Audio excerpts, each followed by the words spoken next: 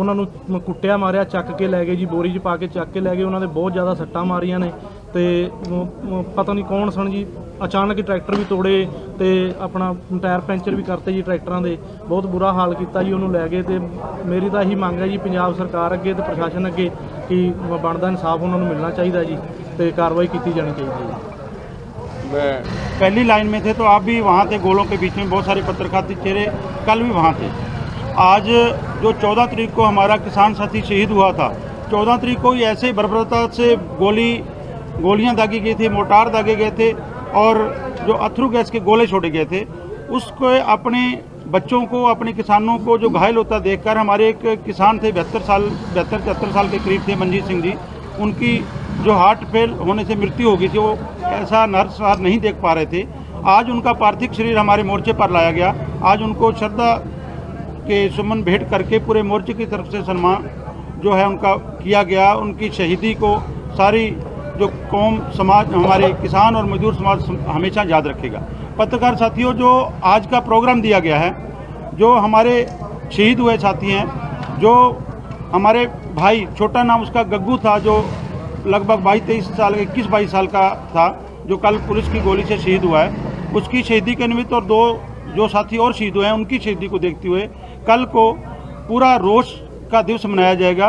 पूरे गांव की इकाइयाँ या जहाँ जहाँ भी साथी तहसील लेवल पर, डिस्ट्रिक्ट लेवल पर हमारे भारत सरकार के जो इतनी क्रूरता पर उतरी है, उसके पुतला फूंक मुजाहरा किया जाएगा और अपने घरों के ऊपर, अपने साधनों के ऊपर काले झंडे लगाए जाएंगे।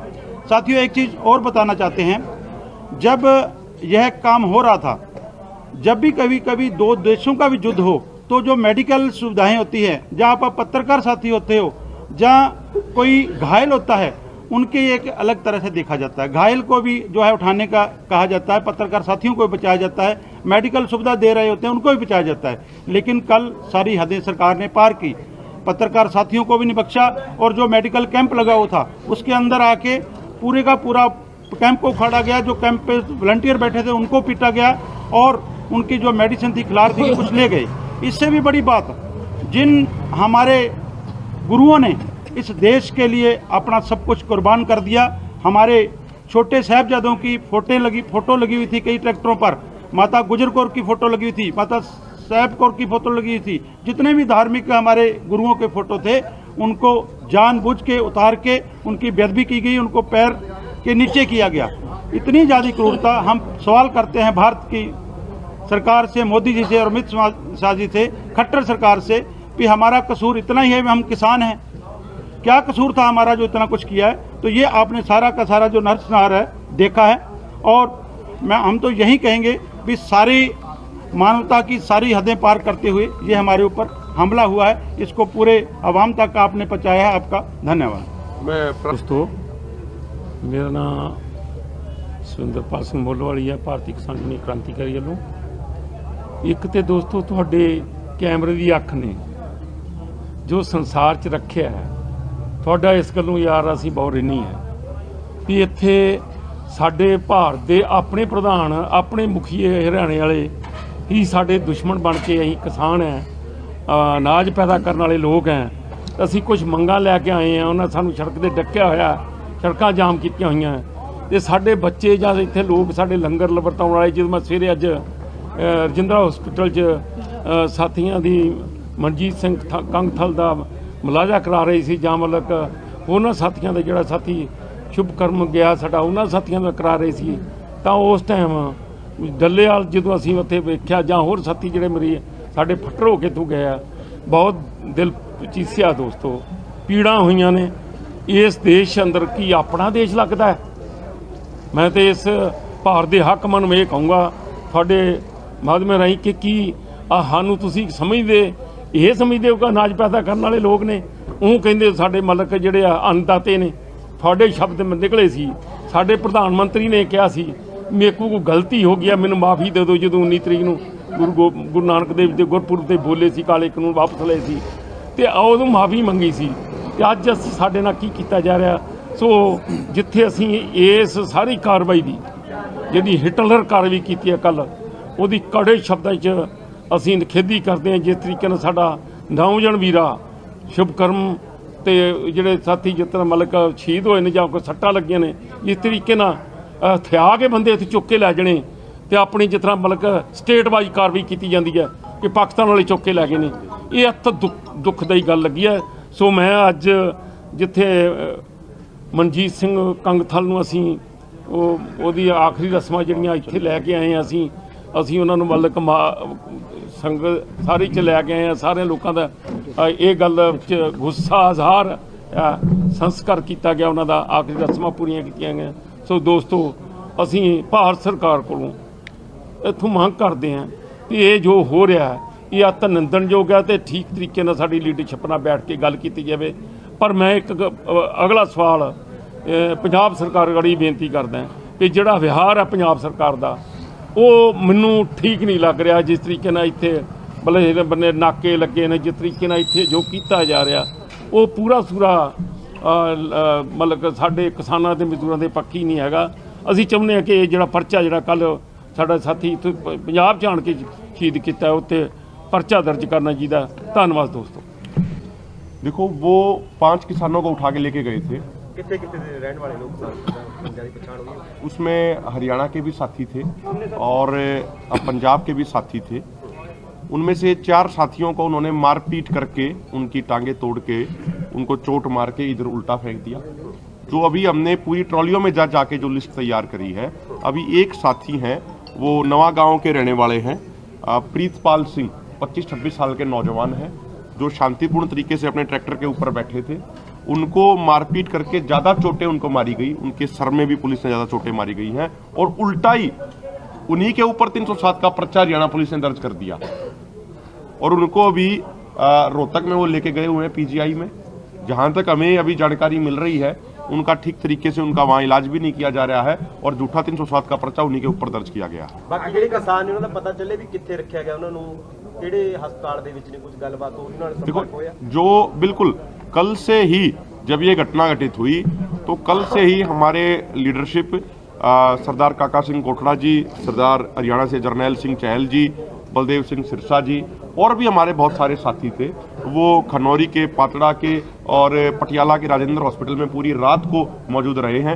आज भी अभी डल्लेवाल साहब और हमारे हरियाणा के भी कई साथी हैं, सरदार काका सिंह कोठड़ा जी, वो सारे के सारे पटियाला के हॉस्पिटल में ही, राजेंद्र हॉस्पिटल में मौजूद हैं और ये सुनिश्चित कर रहे हैं कि किसी भी घायल किसान के उसके इलाज में किसी भी तरह की लापरवाही ना हो। पंजाब की हद के आके व्हीकल भन्ने ने, जेडे पंजाब की हद ते जो है जथेबंदियों ने कोई पर्चा कराया पुलिस को? देखो, हमने जो हमारे भाई शुभकरण सिंह शहीद हुए हैं, उनके उस पर FIR करवाने की मांग उनसे करी है और अभी प्रशासन के साथ मीटिंग भी करी है। हमारी लीडरशिप अभी कुछ देर में आ जाएगी और शाम को 8 बजे फिर हमारे फोरम की बैठक होगी एक, और उसके बाद हम आपको सारी चीजें अपडेट करा पाएंगे। आगे का प्लान क्या है? राहुल का ये वीडियो उनको लेकर ट्वीट की है, साथ ही निंदा की है, वहीं विपक्ष के जितने बड़े नेता है सब लोगों ने निंदा की है। आप लोग किस तरह से देखें वो वीडियो, कितना सही है, कितना गलत है? राहुल गांधी ने ट्वीट की है और अब आगे आप लोग सरकार से बात करें। उसके अनुराग ठाकुर ने कल रात को कहा कि बात करने के लिए तैयार है, मुंडा का बयान आ रहा है। देखिए, चाहे कोई विपक्ष का नेता हो, चाहे कोई एक आम नागरिक हो, उनकी ये जिम्मेदारी बनती है कि हमारे देश में यदि कुछ भी गलत हो रहा है तो उसके खिलाफ आवाज उठानी चाहिए। ये हर व्यक्ति की नैतिक जिम्मेदारी बनती है। तो विपक्ष के किसी भी लीडर ने या किसी भी सामाजिक कार्यकर्ता ने या किसी भी खिलाड़ी ने या किसी भी सेलिब्रिटी ने अगर उस मुद्दे पे ट्वीट करके किसानों के हित में अगर बात करी है तो उस बात का स्वागत किया जाना चाहिए। लेकिन एक बात हम बिल्कुल स्पष्ट कर देते हैं, जो हमारे नियम हैं दोनों फॉर्मों के, ना तो हम किसी पॉलिटिकल पार्टी के मंच पे जाते हैं, ना किसी पॉलिटिकल लीडर को अपने मंच पर आने देते हैं। और आपका दूसरा सवाल क्या था साथ में इसके? बातचीत का। देखिए, कल बातचीत का न्योता आया था, कल शाम को ही, कि शाम को बातचीत होगी, लेकिन हमने उस न्योते को सिरे से नकार दिया। कारण ये है, देखिए, एक तरफ हमारे नौजवानों को गोलियां मारी जाए और दूसरी तरफ सरकार ये कहे कि हम बातचीत कर लेंगे। ऐसे माहौल में, ऐसे वातावरण में कोई बातचीत नहीं हो सकती। हम शांतिपूर्ण थे, सिविल ड्रेस में। हम पूछना चाहते हैं हरियाणा के प्रशासन से, हरियाणा के DGP से, वो वीडियो मौजूद है बहुत सारे मीडिया पर्सन के कैमराओं में, कि उधर से सिविल ड्रेस में लोग आते हैं, धार्मिक नारे लगाते हैं, लोगों की तरफ गलत इशारे करते हैं। ये अधिकार किसने दे दिया कि सिविल ड्रेस में पुलिस की तरफ से आके लोग इस तरीके की नारेबाजी करेंगे? तो ये जो सारा सब कुछ हुआ है ये बिल्कुल गलत है। बातचीत के लिए हम तैयार हैं, लेकिन सरकार को पहले ये माहौल सुधारना पड़ेगा। आगे क्या करेंगे, आगे का प्लान क्या है आप? देखिए, उसकी घोषणा कल शाम को करी जाएगी। कल भी पूरे दिन मीटिंगों का दौर होगा। दोनों फोरम, एसकेएम राजनीतिक और किसान मजदूर मोर्चा, कल भी पूरा दिन अपनी मीटिंग करेंगे। आज हमारे फोरम की भी मीटिंग है यहाँ पे खनौली बॉर्डर पे ही। सारे हालात का जायजा लेने के लिए एसकेएम राजनीतिक के तमाम लीडरशिप यहाँ पहुंच चुकी है, बाकी आ रहे हैं। हमारी भी मीटिंग होगी, कल दोनों फोरमों की मीटिंग होगी। उसके बाद फाइनल फैसला कल शाम तक आपको बता दिया जाएगा। वार्ड साहब, एक धार्मिक कड़वाहट पैदा कर रहा है, इसके बारे में आप क्या कहना चाहेंगे? देखो, हम देश के किसान हैं और मैं मीडिया के माध्यम से एक बात बिल्कुल स्पष्ट कर देना चाहता हूं। भारत की एकता और अखंडता के लिए हमारे ही परिवारों के बच्चे हैं जो बॉर्डर पे शहीद हो रहे हैं। किसान मजदूर परिवारों के ही लोग हैं जो खेतों में मेहनत करके पूरे देश का पेट भरने का काम करते हैं। हम किसान किसी भी हिंदू राष्ट्र के कंसेप्ट के भी खिलाफ हैं, खालिस्तान के भी कंसेप्ट के खिलाफ हैं, मुस्लिम राष्ट्र के भी कंसेप्ट के खिलाफ हैं, क्रिश्चियन राष्ट्र के भी कंसेप्ट के खिलाफ हैं। जो भी कोई विचारधारा लोगों को धर्म और जाति के नाम पे बांटने का प्रयास करती है, ऐसी तमाम विचारधाराओं के हम सख्त खिलाफ हैं, उनके सख्त विरोधी हैं। सबसे पहले हम भारतीय हैं, सबसे पहले हम किसान हैं, सबसे पहले हम अन्नदाता हैं। लेकिन दुख की बात यह है कि मुल्क के लिए इतनी कुर्बानियां देने के बावजूद आज जो लोग सत्ता में बैठे हैं, ये लोग शायद हमें इस देश का नागरिक नहीं समझते।